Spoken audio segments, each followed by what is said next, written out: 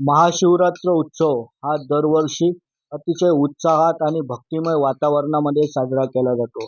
आज आपण आहोत ते दोडामार्ग तालुक्यातील अतिशय पांडवकालीन असलेलं तीर्थक्षेत्र अर्थात तेरवडमेढे येथील नागनाथ तीर्थक्षेत्र म्हणून प्रसिद्ध असलेलं गोवा, कर्नाटक आणि सिंधुदुर्ग जिल्ह्यातील अतिशय बॉर्डरीवर असलेलं हे तीर्थक्षेत्र आहे. आणि या तीर्थक्षेत्राला गोवा राज्यातून असो, सिंधुदुर्ग जिल्ह्यातून असो किंवा आपल्या कर्नाटक राज्यातून असो अनेक भक्तगण या ठिकाणी दरवर्षी दर्शनासाठी येत असतात. हजारोंच्या संख्येनं या ठिकाणी या ठिकाणी येऊन भक्तगण नतमस्तक होतात. आणि या तीर्थक्षेत्राची ख्याती आहे नवसाला पावणारं आणि हाकेला धावणारं असं हे तीर्थक्षेत्र म्हणून प्रसिद्ध आहे. आणि या ठिकाणी आपण पाहता एक छोटीशी अशी पांडवकालीन तळी आहे. या पांडवकालीन तळीचा जर इतिहास पाहिला तर या पांडवकालीन तळीमध्ये आपल्याला जे कोणत्याही प्रकारचे आजार होतात ते आजार दूर करण्यासाठी या ठिकाणी तर हे भक्तांच्या हाकेला आणि नवसाला पावणारं असं हे देवस्थान म्हणून संबोधलं जातं.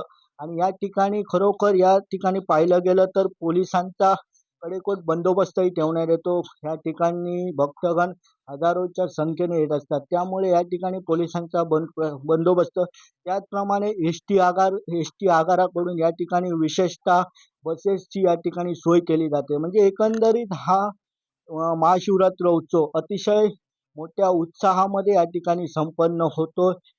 या उत्साहाने या ठिकाणी संपन्न केला जातो. कोकण माझा ब्रेकिंग न्यूज साठी मी गोविंद शिरसाट, दोडामार्ग, तेरवडमेढे. हे पुरातन नागनाथ मंदिर तीर्थक्षेत्र म्हणून प्रसिद्ध आहे आपल्या जिल्ह्यामध्ये. एक कुणकेश्वर आणि दुसरे तेरवडमेढेचं नागनाथ मंदिर.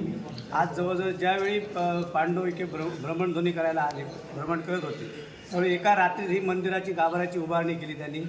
दुसरी गोष्ट, ज्या तळ्या एक नागनाथ मंदिर आंघोळीसाठी, दुसरी देवाच्या तीर्थस्नानासाठी बारीक तळी, अशा प्रकारच्या 2 तळ्या त्यांनी निर्माण केल्या त्यावेळी.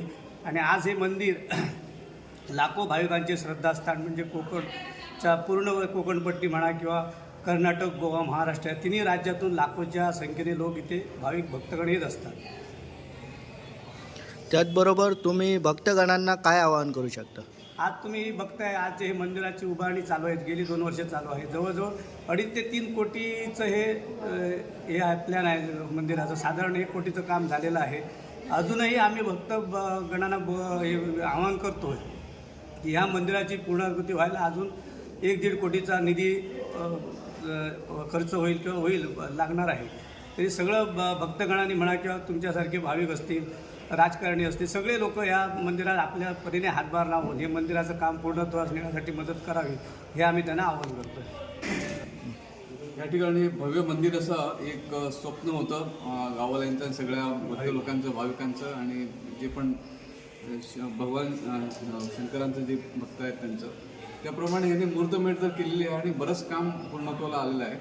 पण हे असं पूर्ण नाही आहे. अच्छा, आम्हालाही असं भव्य मंदिर बघून मोठा असं प्रोग्राम जी इच्छा आहे सगळ्या लोकांची, तर ती लवकरात लवकर पूर्ण होण्यासाठी सगळ्यांना भक्तांना बुद्धी देऊन भरघोस असे हातभार लावा असं आम्ही त्यांना आवाहन करतो. आणि लवकरात लवकर आम्ही चांगलं मंदिर बांधून चांगला असा उत्सव प्रत्येक वर्षी सगळ्यांच्या सहकार्य म्हणून